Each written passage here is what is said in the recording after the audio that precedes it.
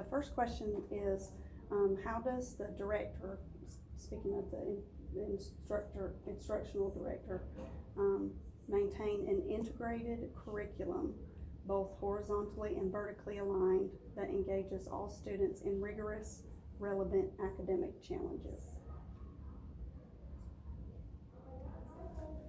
I think when the, That would be Jennifer instructional, Mackey, right?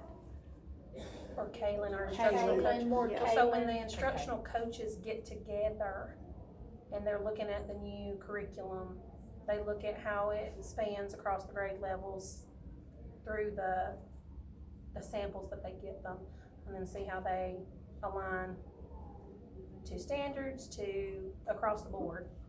And then they kind of choose our curriculum based on which one suits our needs the best. And they made us a pacing guide this year to kind of guide us, because it is a new curriculum, which makes it a little more challenging. We're learning together. Okay. The second question is, how does the director or the administrator lead and motivate teachers to adhere to the prescribed state standards? That's the first part of the question. We have monthly grade level meetings with her. And when the new standards, came out, we had grade level meetings that were devoted to going through those standards and seeing, and that answers to your first question, because it showed all across the grade levels, and we were able to compare them and see where we needed to go and what would be covered before, in those meetings. She made us compare and see what was being added, like, Comparing our yeah, old standards our to our old new standards standards. to our new, and we had to tape all these, and then we would look ahead to see what first grade, and then like first grade was looking ahead to what second, and looking behind, so we knew kind of the scope and sequence of Oh, okay. everything.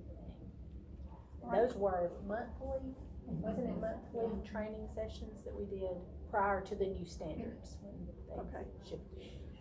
All right, the second part of the question is, what are the teachers' perceptions of both the curriculum director and administrators working towards the common goals?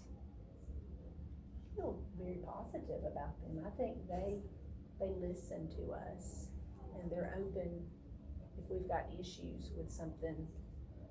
They're always willing to help. Yes. And willing to go to different schools to get ideas about what they do to help us.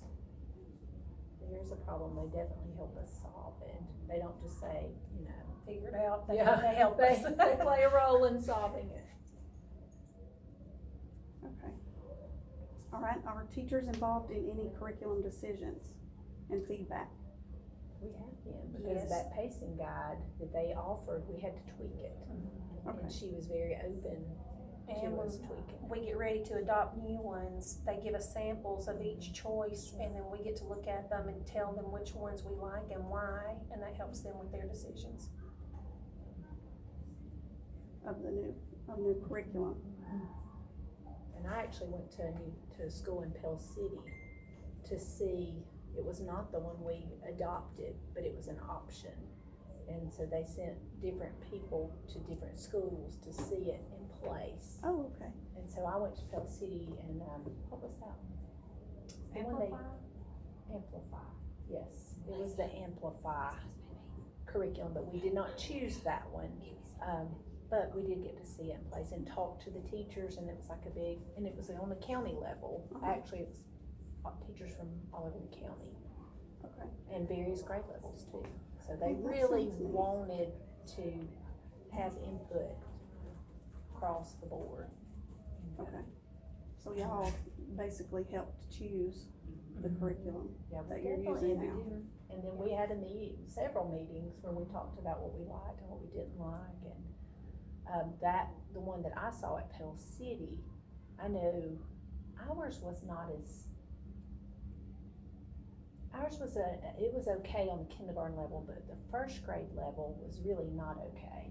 And they pulled things that they did not like. It had a lot on kind of religion and things like that. So did a teacher from each grade level get to go? To Pell City? To Pell City. Yes. Okay. Mhm. cause like Terry Hopper went for second and I went, and, someone from first, but they, no one from first went. I went for K and first, but that was the one they did not want. Okay, You know, and they had samples, and so they listened to them, I think, on that. okay. All right, how does the, director or administrator assess instructional programs, activities, and materials? Our data, they really comb through our data. And that would be, STAR EL, the STAR Early Literacy. And when we're seeing gaps and we go to our grade level meetings, we talk about it, and then I think that's probably why we ended up supplementing in the past with the phonics from really great reading. Yes. Cause when they see a need, they, Based based on on the data, phonics need, and then the Then they phonemic fill that. awareness, they fill that gap with Hegarty, because they saw that, you Is know, that our, an assessment that they look at? well, Hegarty is a curriculum that we use, it's just It's a phonemic awareness. supplement. Yes, Oh, it's okay. supplement, yes, it's oral, you don't, you know, But it doesn't have But- assessments with it? it doesn't have assessments, but some of those skills are found in the CBMs and also the the early early literacy literacy does, yeah. has some of those. Okay. So it, but yeah, CBMs is the other assessment that we do. And they look at those? And that'll be like letter naming, letter sounds, and then it moves to, like receptive nonsense words, and then phoneme seg. How often do they have to Segmentation. look at those? We have monthly data meetings where we look at our Like, scores so and you see have to- what's, we go to them and we all You discuss do our CBMs scores. monthly? Well, Depending on how low Yeah. somebody is, you may wanna CBM them more. Just they're to- in the red, Yeah, you would probably do them like weekly, yes. Okay. if you can. Yeah. Yes. You try. If they're in the green, it would be monthly, Okay, and then, But STAR, when you get the results back, you can go to some of their, reports will tell you areas of need. And I think Kaylin is able to see like school-wide needs, and so through that, she's able to kind of see, okay, we have a lot that are missing this, is that part of the curriculum or what? So that's kind of how they, I think, have adjusted in the past. okay. How does the director use diagnostic tools to assess, identify, and support instructional improvement? That's the first part of the question. read that one more time.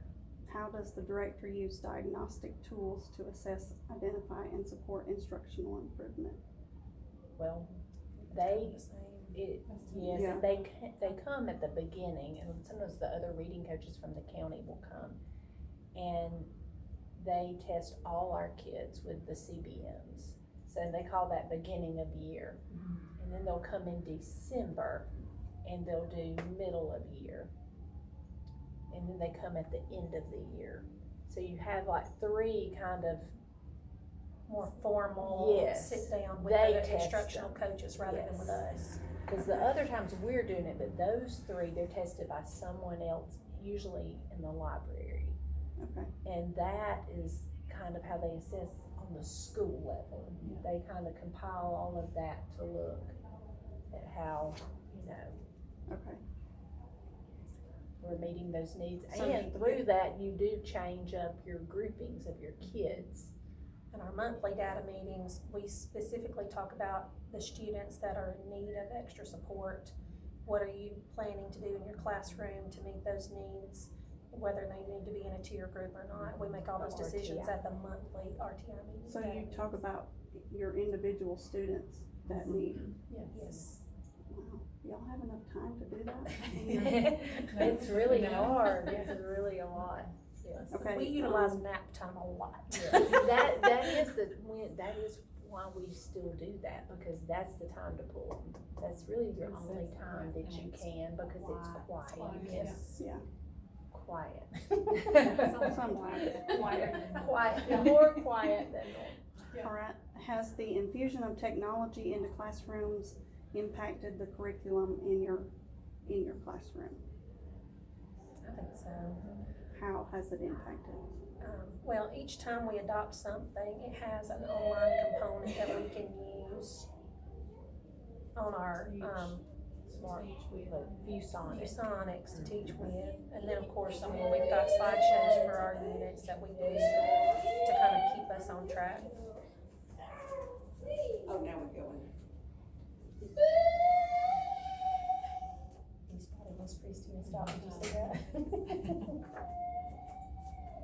And they do ABC Mouse, Mhm. which is engaging, it keeps them engaged. And it has a learning path It that you can pay does. attention to And how you they're can doing through it too. Put them on the right Those little. tickets. They love those tickets. They use Yeah, about those iPads tickets. and Chromebooks. Yes, Yes. and usually, typically, it's gonna be, ABC Mouse, Starfall, sometimes. PBS Kids. Yes, PBS Kids, they like that one. When I was in first grade, I used Teach Your Monster to Read, which was a lot of fun, and, there's a math one, and that's really great, I can't think of it right now, but definitely using our iPads and Chromebooks Yeah. to Okay.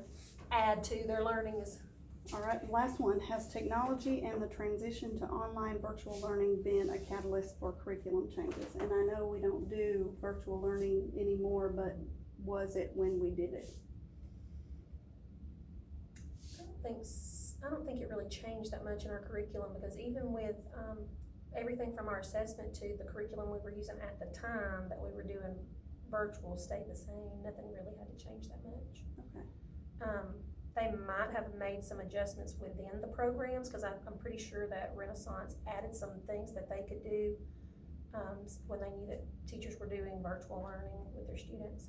Yeah, that Um, like at the yeah, top we're asked where it if says you're at ads home. At home I or think at that might have been school. added during COVID Yeah. time, but as far as what they're doing on them and the programs themselves, we didn't have to change anything. Okay. That's all I have, ladies. Thank you very much.